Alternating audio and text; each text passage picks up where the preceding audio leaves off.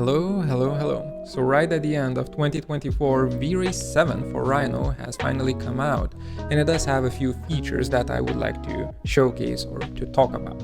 But instead of just blabbing about them, I think it's better if I show how they improve or in some cases get in the way of the workflow in an actual architectural project that I'm working on, which tomorrow, by the way, will be presented to a client. This is K17, a project that we've been in very good architecture company. We've been working on for the past 2 months or so. And we're finally at a stage where we actually have our design proposal renders done. And I would like to show them to you. So front facade, side facade, 3/4 or 3/4, another one, a few versions of the inner yard, like that, another side facade, and some details. So, your typical architectural visualization project. And I've started working on it in the older version of Vray, and now once the new version of Vray 7 has come out, I have amended a few things and made some adjustments to both my workflow as well as the 3D model, and that is what we're going to be talking about. So in the scene, the first thing that you probably will notice is the amount of scattering that's going on. And if I were to show it to you here, we have 3 different scatters. One is for the trees, second one is for the grass and whatnot, so basically a highly dense coverage. And the third one is for the shrubs, the larger shrubs. Back to the image, you can see the shrubs right here, the grass and the trees, right? 3 scatters.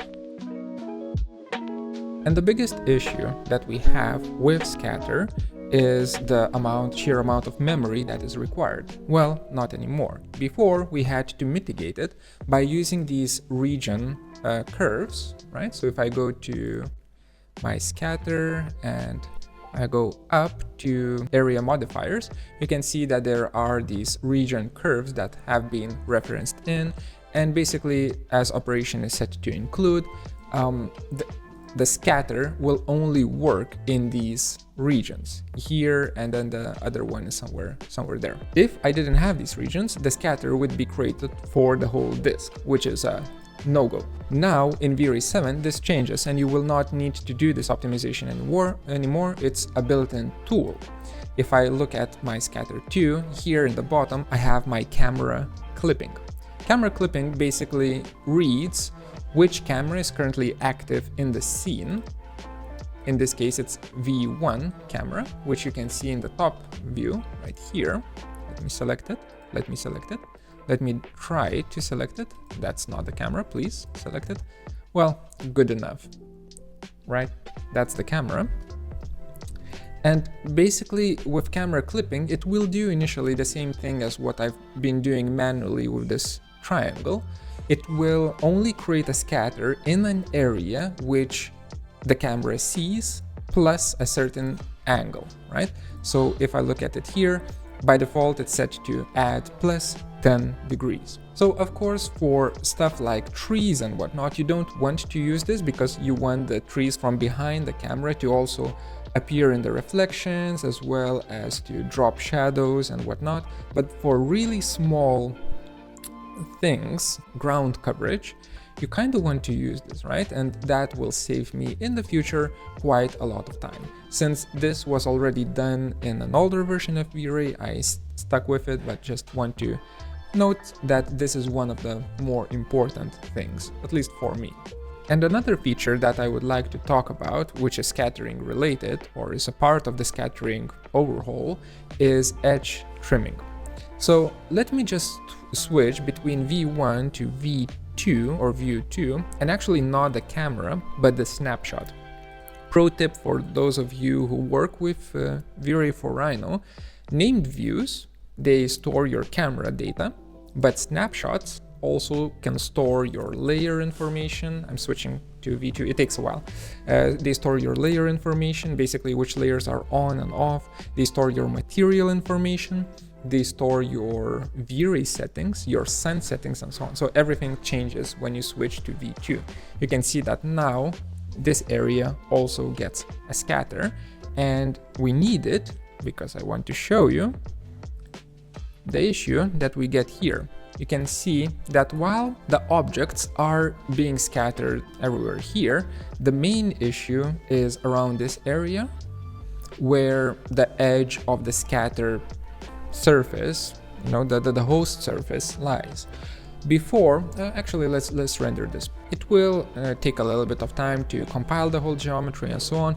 It is much faster in Rhino 7 compared to Rhino in Vray 7 compared to Vray 6 in terms of how fast it compiles and how fast it starts rendering, especially for GPU based rendering.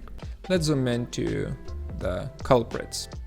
And by zoom in, I mean put a point in here. Zooming is still a little bit iffy, but that's not a problem of Vray, that's a problem in Rhino, There we go. The issue that you observe here is that the plant, the geometry of the plant actually extends beyond the boundary because the asset itself is larger, so it's placed on the point that lies on the corner of the boundary or on the edge of the boundary, and it just kind of extends. What edge trimming does, if I tick mark this, it gets rid of those.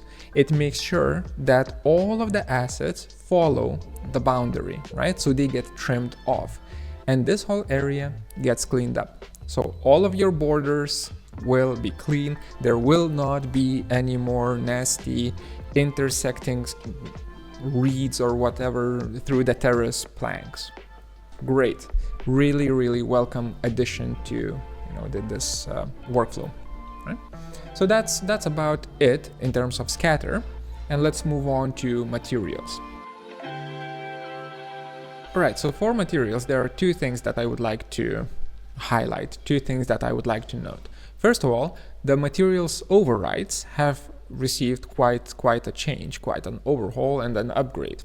Now in the Vray asset editor under material override settings, you can see that there's much more. If I enable this, all of the materials in the scene will be overwritten with, by default, the clay material, which you can observe here.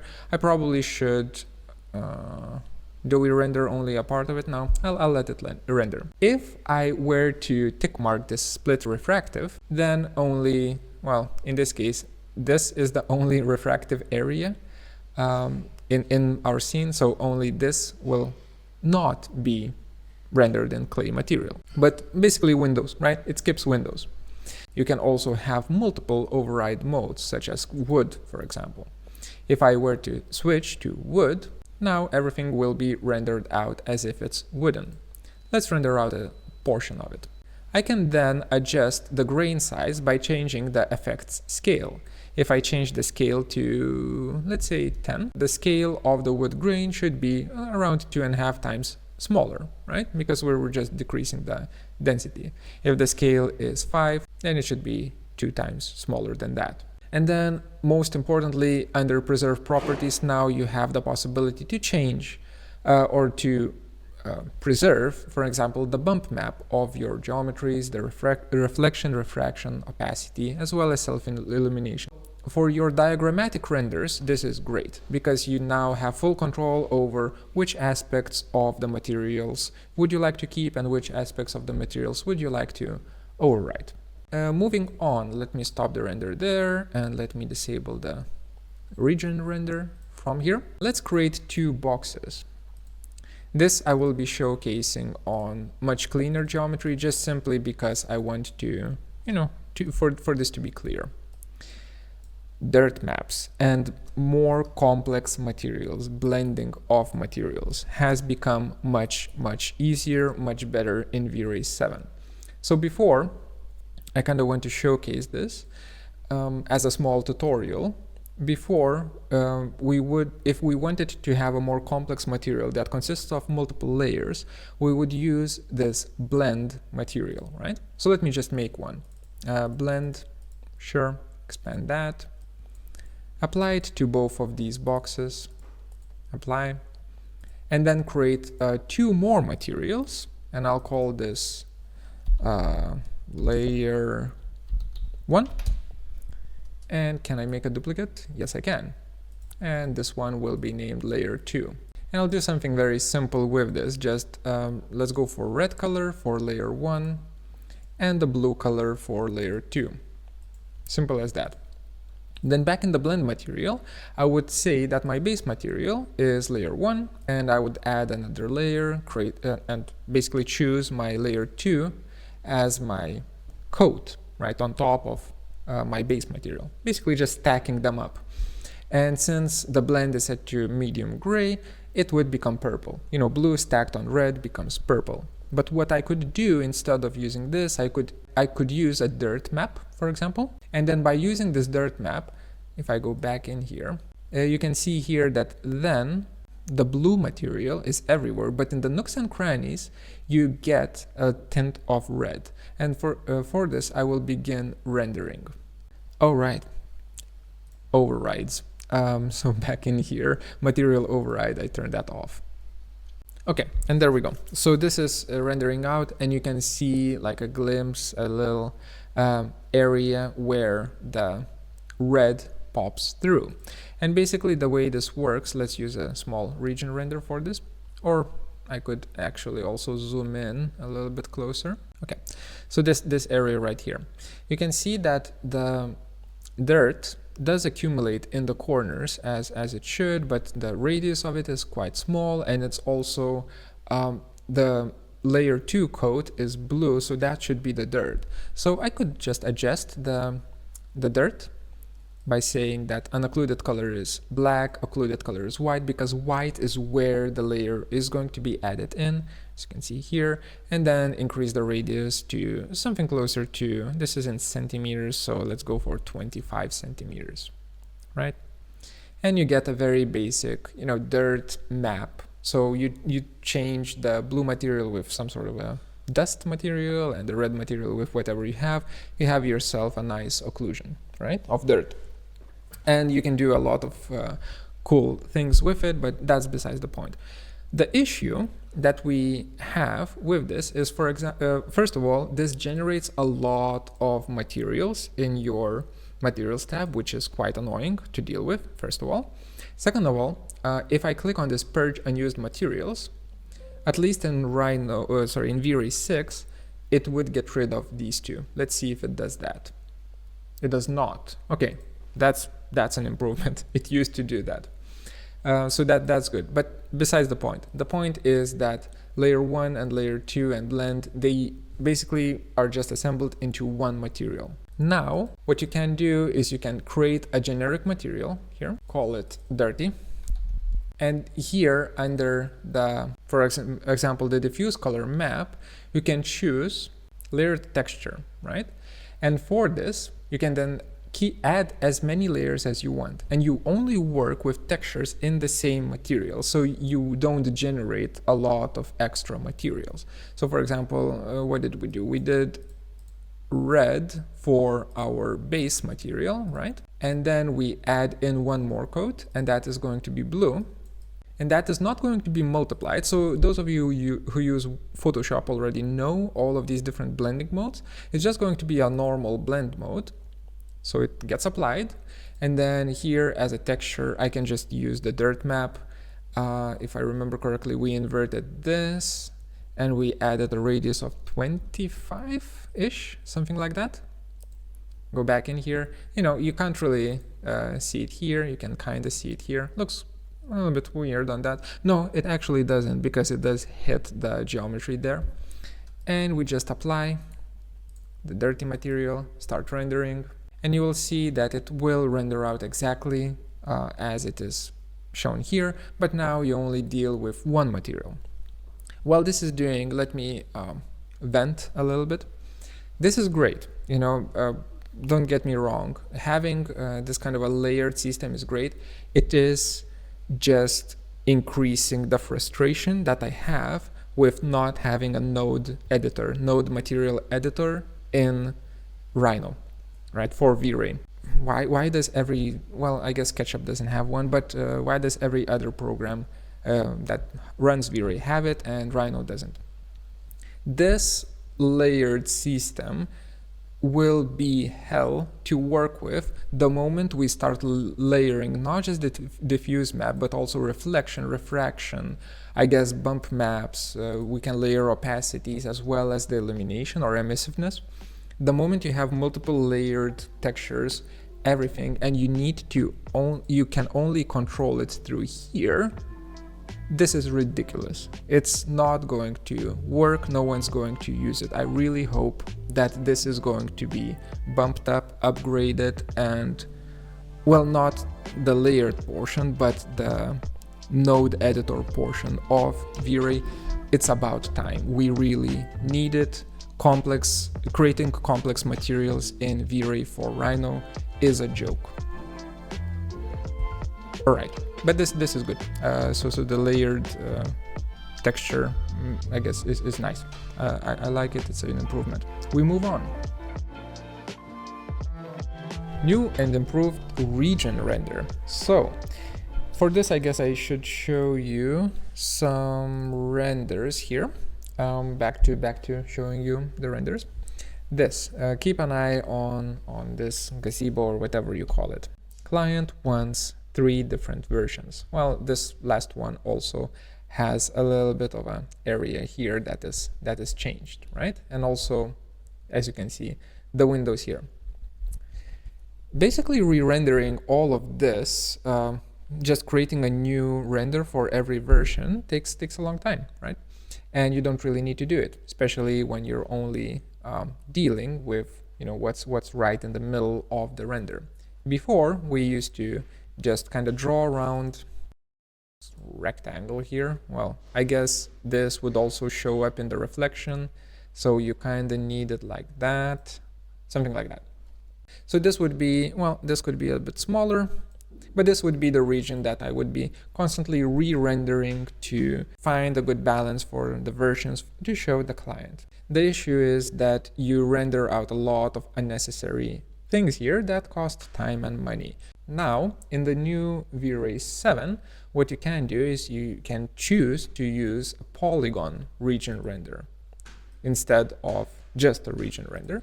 And with it, you can very precisely, if I manage, there we go, very precisely draw out, actually I don't need that one, there we go, highly optimized region.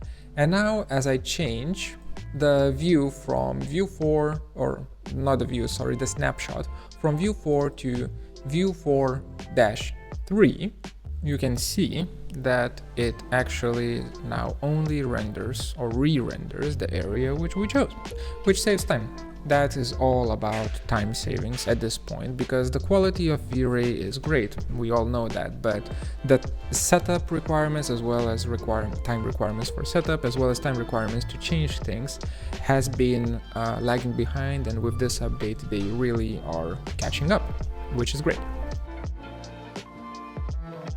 And for this feature, I do need to show it to you on a separate file, simply because my scene does not play well with it. I'm talking about Gaussian Splats. I'll explain what they are in just a second, but before I do that, it's better if I show you. So here in Vray Asset Editor, I just click on this little plus sign, go to geometries, and here I can see Gaussian Splat. If I select this, you can see that it asks me to give it a PLY file, which is basically a point cloud format, and I have my chaos office capture test file here, which I can open.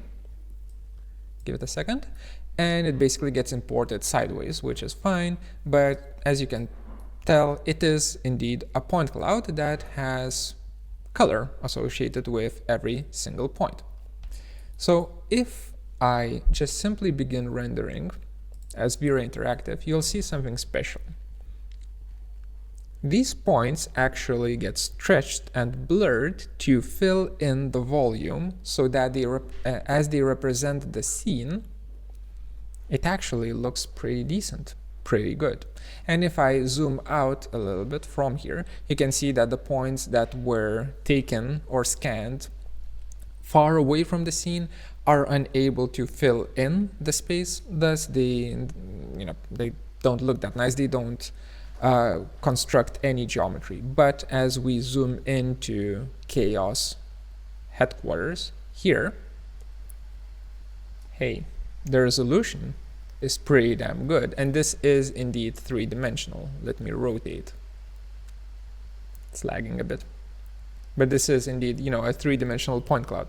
So what's happening is these Gaussian splats are basically trained data, trained meaning AI, trained data where a point cloud, every point of a point cloud is trained to fill in this volume, this space, to construct the geometry, right?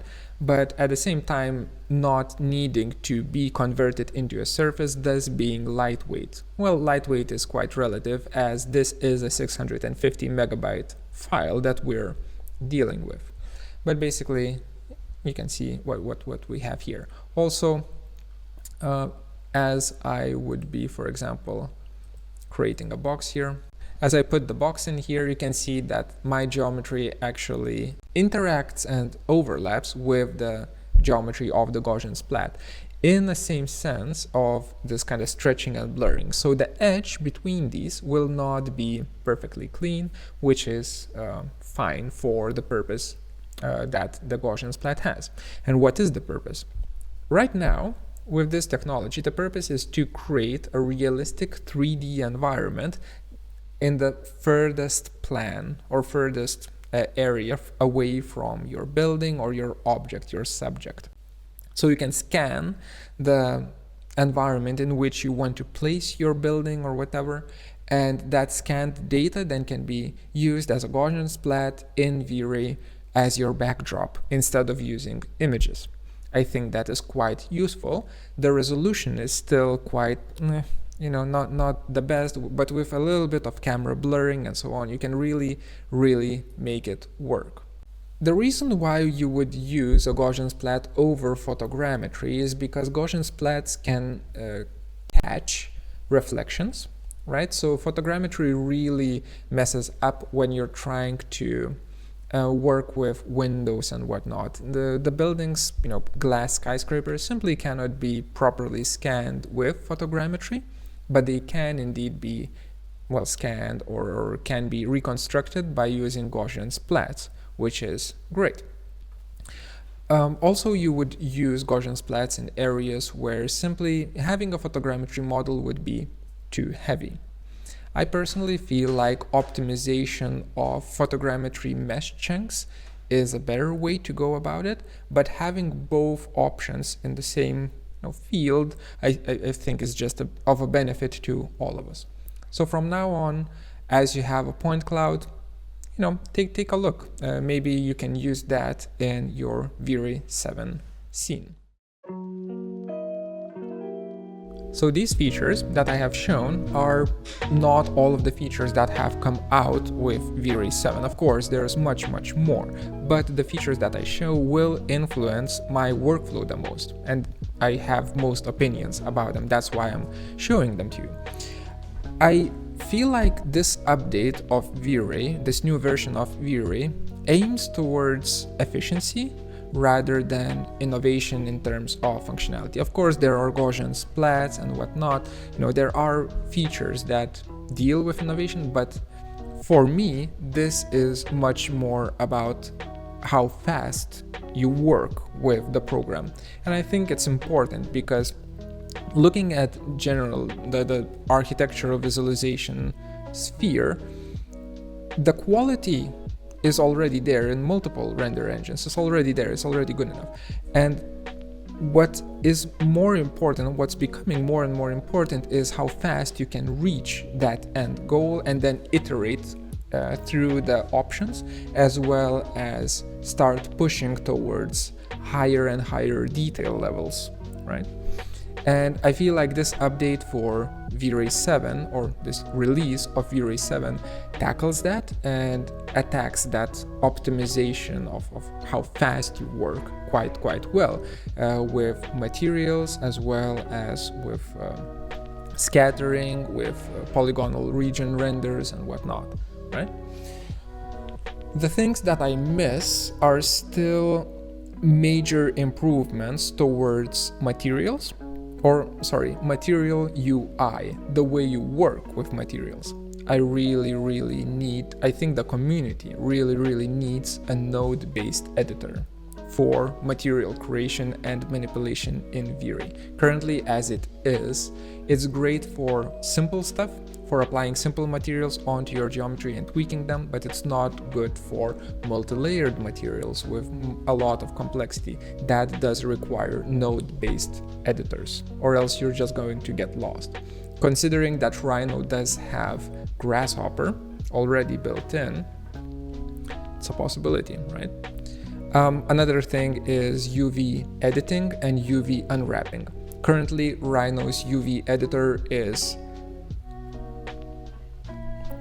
it needs help, so perhaps Vray could be the one to help it, and thus the remainder of the community that perhaps works with Rhino, but does not work with Vray will choose to work with Vray simply due to the fact that it offers a much better UV editing tool than what Rhino currently has. Hey, just a thought. Either way, I personally really enjoy this update. I think it's necessary. It has been necessary to optimize for speed when it comes to Vray. I am waiting for Vray 8 to come out, so at that point, if it does not have a material node editor, I will be angry and scream. And I also wish to hear from you, the viewers, in the comments below. What do you think about this update? I'm honestly really curious to hear from the community. What does the community think? What features would you like to see in future updates? And generally speaking, what are your thoughts about the whole architecture visualization environment? What is needed, what is lackluster, and generally speaking, where are we going, right? I'll leave all of the necessary links for both Vray as well as Vray documentation of features and so on in the video description below. And I'll see you in the next one. Later.